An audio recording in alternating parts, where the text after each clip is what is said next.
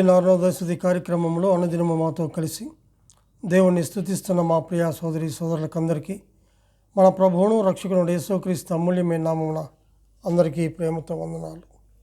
ఈ ఉదయకాల మన ధ్యానాంశము స్థిరత్వము కలిగి ఉండాలి. స్థిరత్వము కలిగి ఉండాలి. పరిశుద్ధ గ్రంథమైన బైబిల్లో నుంచి ఫిలిప్పీయులకు రాసిన పత్రిక 4వ అధ్యాయం. ఫిలిప్పీయులకు రాసిన పత్రిక 4వ అధ్యాయము 1వ వచనం చదువుకుందాం. కావున నేను అపేక్షించు నా ప్రియ సహోదరులారా, నా ఆనందమును నా కిరీటమునయ్యున్న నా ప్రియులారా, ఇట్లు ప్రభువునందు స్థిరులై ఉండుడి అని చెప్పి చూస్తుంటున్నాం. అనుదిన అరుణోదయ కార్యక్రమంలో ఇలాగ ప్రతి దినము కూడా ఆయన సన్నిధిలో చేరి ఆయన స్తుతించి గణపరిచే భాగ్యాన్ని దేవుడు మనకు అనుగ్రహించాడు. ఈ ఉదయకాల వేళలో కూడా ఆయన గణపరిచే భాగ్యాన్ని మనకు అనుగ్రహించాడు. ఇక్కడ గమనించినట్లయితే చదువుకున్నటువంటి లేఖన భాగములు స్థిరత్వము కలిగి ఉండాలి. పౌలు ఫిలిప్పీ సంఘానికి హెచ్చరించిన మాటగా మనం చూస్తుంటున్నాం. కొందరు వ్యక్తులు సంఘములో ప్రవేశించి సంఘమును తప్పుడు బోధలతో గలిబిలి చేస్తూ ఉన్నారు. సున్నతి ఆచరించాలని ఉపదేశిస్తూ ఉన్నారు. 3వ అధ్యాయము 1 నుంచి 3 వచనాలు మనం చదువుకుందాం. మెట్టుకు నా సహోదరులారా, ప్రభువునందు ఆనందించుడి. అదే సంగతులను మీకు వ్రాయుట నాకు కష్టమైనది కాదు, మీకు అది క్షేమకరము. కుక్కల విషయమై జాగ్రత్తగా ఉండుడి, దుష్టులైన పనివారి విషయమై జాగ్రత్తగా ఉండుడి, ఈ ఛేదన ఆచరించు వారి విషయమై జాగ్రత్తగా ఉండుడి. ఎందుకనగా శరీరమును ఆస్పదము చేసుకొనక దేవుని యొక్క ఆత్మ వలన ఆరాధించుచు క్రీస్తు యేసునందు అతిశయపడుచున్న మనమే ఆ సున్నతి ఆచరించువారము అని చెప్పేసి చూస్తుంటున్నాం. జాగ్రత్తగా ఉండుడి, జాగ్రత్తగా ఉండుడి, జాగ్రత్తగా ఉండుడి అని చెప్పేసి 3 సార్లు మనం ఇక్కడ చూస్తుంటున్నాం.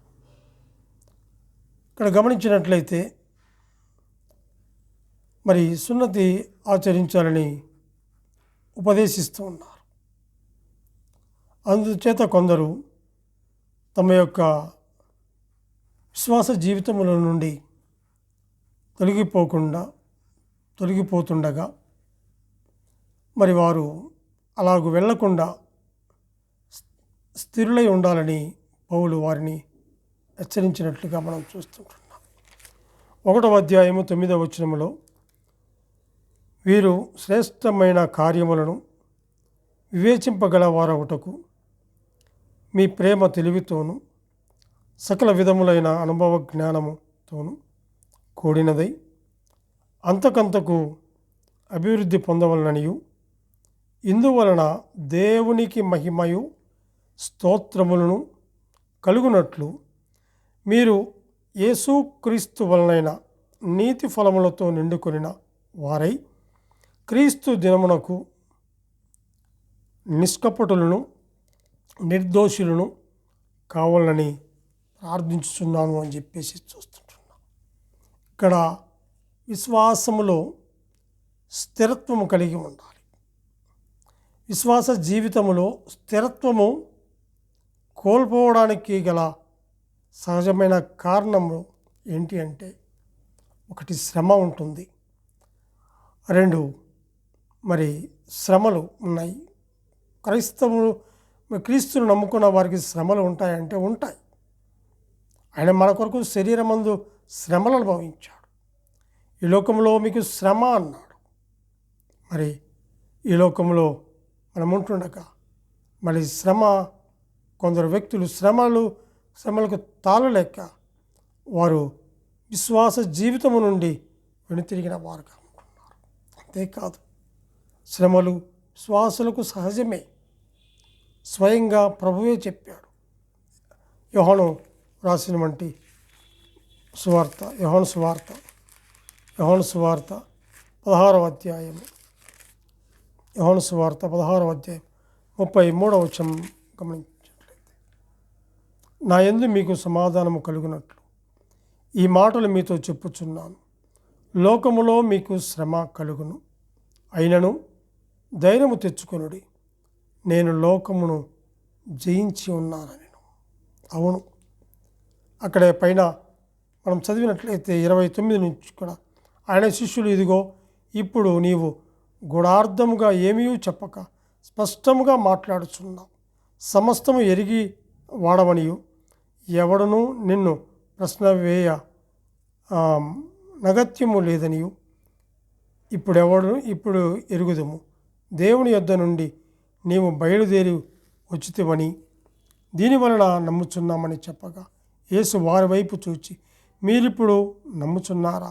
ఇదిగో మీలో ప్రతి వాడు ఎవని ఇంటికి వాడు చెదిరిపోయి నన్ను ఒంటరిగా విడిచిపెట్టు గడియ వచ్చే ఉన్నది.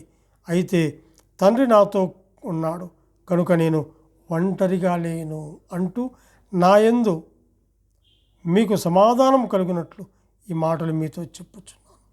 లోకంలో మీకు శ్రమ కలుగును అని చెప్పేసి, అయినను ధైర్యము తెచ్చుకొని ఉండు అని చెప్పి చూస్తుంటున్నాం. లోకమందు మరి మనం ఉంటుండగా ఈ లోకంలో ఎన్నో మరి శ్రమలు, బాధలు, మరి నిందలు, అవమానాలు వస్తాయి. అయినా కూడా వాటిని మనం తట్టుకొని మనం జీవించినప్పుడు దేవునికి మహిమ. ఎందుకంటే మహిమ కలిగినటువంటి దేవుడు, ఆయన మనల్ని చూస్తున్నటువంటి దేవుడు, ఆయన సన్నిధిలో స్థిరత్వము కలిగి విశ్వాస జీవితంలో స్థిరులముగా మనం ఉండాలి. అంతేకాదు, కొరింథీయులకు రాసిన మొదటి పత్రికలో కూడా మనం గమనించినట్లయితే, కొరింథీయులకు రాసిన మొదటి పత్రిక 15వ అధ్యాయము 58వ వచనం, కొరింథీయులకు రాసినటువంటి మొదటి పత్రికలో మనం అక్కడ గమనించిన 15వ అధ్యాయంలో కూడా ప్రేమ యొక్క కార్యంలో స్థిరులుగా ఉండాలని మనం చూస్తుంటున్నాం. అక్కడ గమనించినట్లయితే ప్రభువు పరిచర్యలో ప్రయాసపడుతూ ముందుకు సాగిపోవలసిన వారముగా ఉంటున్నాం.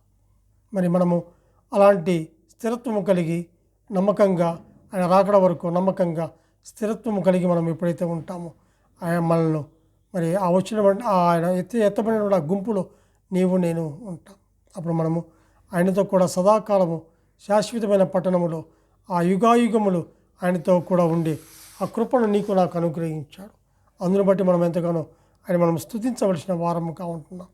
మన కొరకే ఆయన ప్రాణం పెట్టాడు, సమాధి చేయబడ్డాడు, మరలా 3వ దినం మన మృత్యుని చెల్లేసి తన కృపార్శ్వంలో కూర్చొని నిరంతరం విజ్ఞాపన చేస్తూ తిరిగి రానయ్యన్నాడు.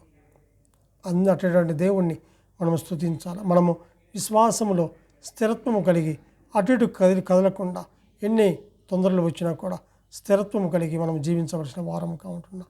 దేవుడు తన వాక్యాన్ని దీవించునుగాక. ప్రార్థన చేసుకుందాం.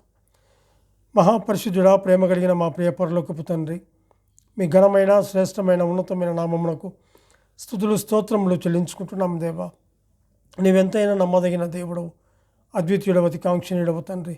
ఆయన మీ మాటలు మా హృదయాల్లో భద్రపరుచుకొని అలాగే మేము స్థిరత్వం కలిగి స్థిరులముగా ఉండడానికి కృప చూపించమని మీ సన్నిధిలో మేము వేడుకుంటున్నాం. వాక్యములను, ప్రార్థన జీవితంలోను మేము స్థిరత్వం కలిగి ఉండడానికి కృప చూపించమని మేము వేడుకుంటాం.